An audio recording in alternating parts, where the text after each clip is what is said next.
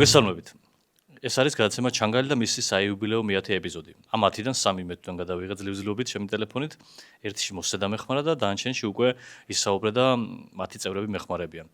1000 ჯერ გამოიწერეთ თუ შეიძლება ჩვენი არხი, 1000 ჯერ დაალაიქეთ ჩვენი ვიდეოები, 1000 ჯერ ჩამოკარით ზარის ღილაკს და დაგვიწერეთ 10-ობით კომენტარი ადამიანებმა, რომლებმაც ქართული ანბანის ბოლო 10-100 არ იცით, რითაც ძალიან ბევრ კომენტარებს დავაგროვებთ ჩემს ვიდეოებზე.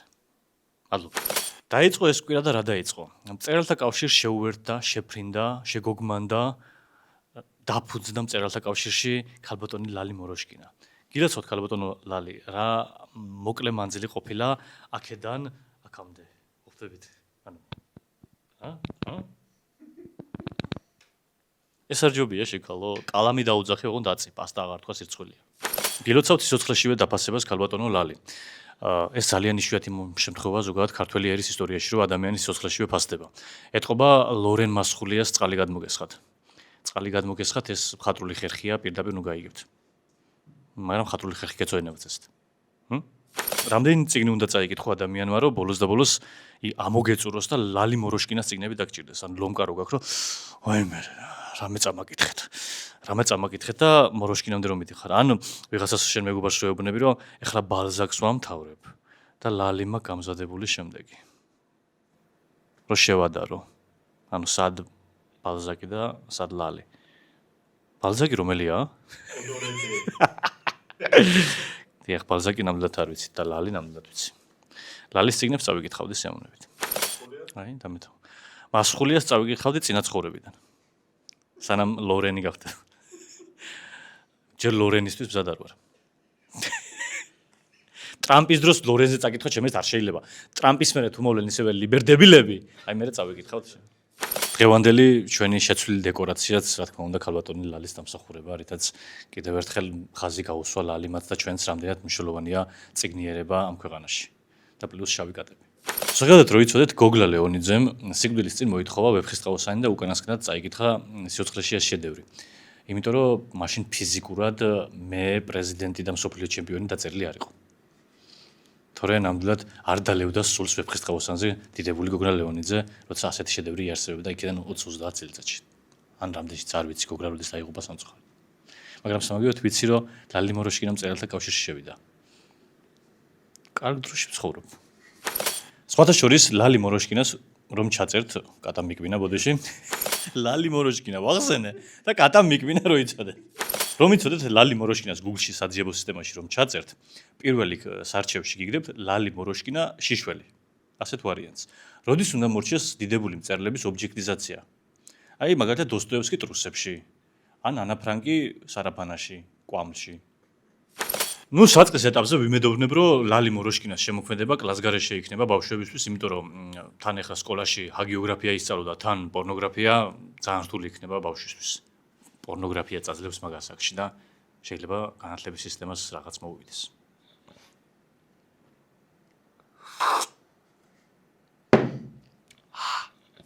გილოცავთ კიდევ ერთხელ ლალი მოროშკინას მწერალთა სახლში ყოფნას და ზვიადრატიანის ციხეში ყოფნას. ეგაა ქართული მოცემულობა და შევეგუოთ რაც შეიძლება მალე. გაგვიმარტივდება მომავალი. გოგა ხაინდრავა კინოცენტრის მხატვრული ფილმების წარმოების დაფინანსების კონკურსის გამარჯვებულია, რისთვისაც 955,000 ლარს მიიღებს. მილიონს არა? 955,000. ნუ ჯერჯერობით გასარკვევია ეს 955,000 ბრუტოა თუ ნეტო. საბოლოოდ მილიონი მაინც არ არის, იმიტომ რომ როგორც ქართველი კაცი იყო და მილიონს ერთი თეთრიც რომ მოაგდეს, მილიონი აღარ იქნება. ძალიან დიდი თანხაა 955,000 ლარი, მაგრამ უფრო გასაგებად რომ აგიხსნათ, 955,000 ლარი არის 293,846 დოშირაკის სუპი. 100 გრამიანები. ბევრი ყოფილა, ხო? სუპი მაქვს, სუპს ვჭამ, ხედავ? რამდენი ხანი გეყოფა 293,846 სუპი. მაგდენი ფული მოიგო გოგა ხაინდრავამ, რა თქმა უნდა, სამართლიანად, იქ არანაირი დარღვევა საზრი არ ექნებოდა. ეგრე არ ჯობია გოგა? აბა 35 წლის წინ 90-იანებში რაღაც კინო რო გადაიღე და ევროპაში რო გააგზავნე, სამოქალაქო ომი რომ მოყვა. აგერ გააგზავნე, თურმე კინოცენტრში ფულს გაძლევენ, ფული გექნება, რას აგზავნე, რაღაც კინოებს ევროპაში.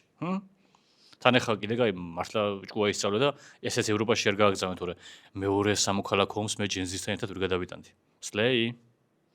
Slay, low key. No judgment. არ გჯაჯავთ.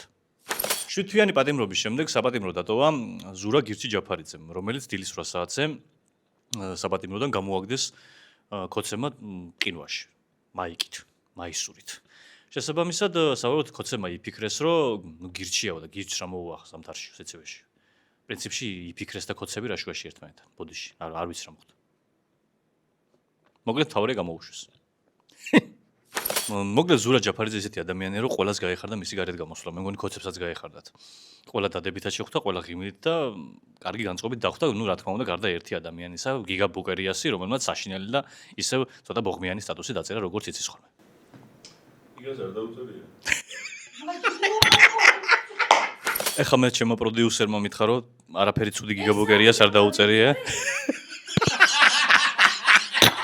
მოკლედ როგორც გავარკვიე, ლიკა ბაკურაძე ოპერატორთან და მე მონტაჟისთან ერთად პროდიუსერიც ყოფილა და როგორც პროდიუსერის დამხმარე მითხრა, არაფერი ცუდი გიგა ბუკერიას არ დაუწერია, კომენტარებში დაუწერია, მე ცოტა ისეთი ის. მოკლედ გთხოვთ ბატონო გიგა მე არ მაგინოთ. თია წულუკიანმა აღმოაჩინა, რომ თურმე რომელიღაც ქვეყანას დასანქცირებული ყავს. ნუ საუბრობთ რომელიღაც დასავლურ ქვეყანას, ეხლა რა მგონია თურქმენეთს ენერგულობდეს.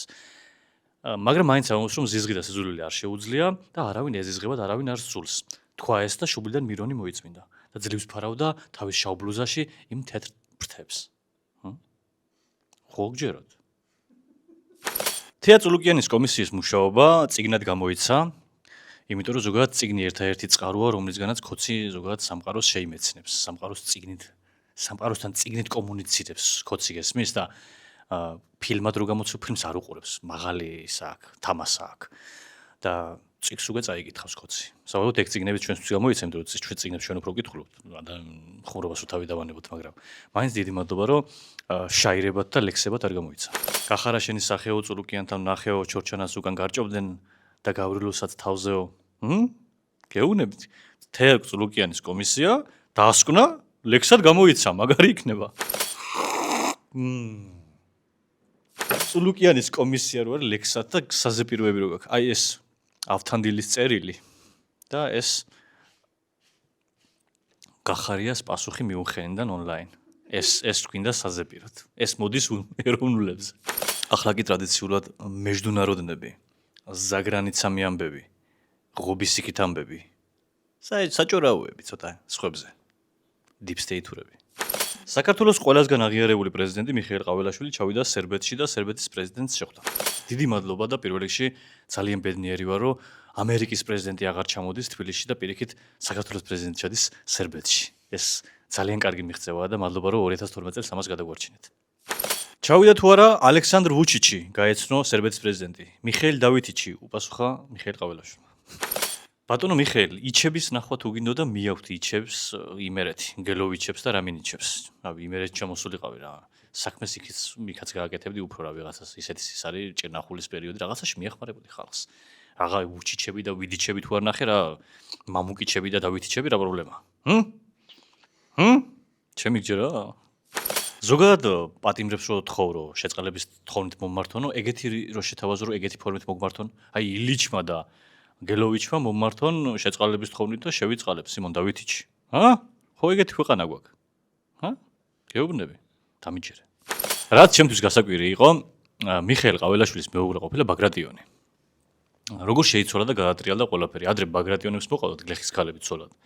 და ეხლა თურმე ბაგრატიონები მიყვებიან გლეხებს ცოლად. ნუ ყოველ შემთხვევაში ისე ვერ დაალაგდა, რომ წყვილში ორივე მიცოდეს წერა კითხვა. შემდეგი მეჯდუნაროდნი არის ის, რომ ეპშტეინის ფაილები გასაჯაროვდა ამერიკაში და აღმოჩნდა, რომ ბილ კლინტონს უფრო დაერხა ამ ფაილებით, ვიდრე თვითონ ტრამპს. როგორც აღმოჩნდა, თურმე 30 წლის წინანდელი პრეზიდენტი უფრო ყოფილა ამ პედოფილიაში გარეული. ესე იგი, ახლანდელ ამბებს რო სკდება რაღაც, თურმე მართლა 30 წლის წინანდელი ვიღაც არის დამნაშავე. მე უკვე ნელ-ნელა მართლა ვიჯერებ, რომ მერაბიშვილი გვასხამდა კამიც, შარშან. იმენა მანქანაში იჯდა ტიპი უეჯველი. რავი. სადაც ბილ კლინტონს ახლა ამოუვარდა რაღაცები. მოგეთ დამშვიდით, ტრამპისას ამოვაგდებენ 2055-ში არინერულად. დღეისათვის ბოლო მეჯდუნაროდნი ამბავი გრძელდება ვენესუელის ბლოკადა. შესაბამისად ვერც ერთი გემი ვერ შედის ვენესუელის პორტებში და ვერც იქიდან ვერც ერთი ვერ გამოდის. ამას უკეთებს უზარმაზარ ქვეყანას ამერიკის შეერთებული შტატები. მაგრამ ჩვენ მე-4 წელია ფრონტი ვერ გაგვახსნევინეს მეორე რუსეთთან. მაგათ დიდი გული აქვს ნავთობის პატრონ ქვეყნებთან, თორე ნაბეღლავის პატრონ ქვეყანას ყლე მოგჩამონ ძირში.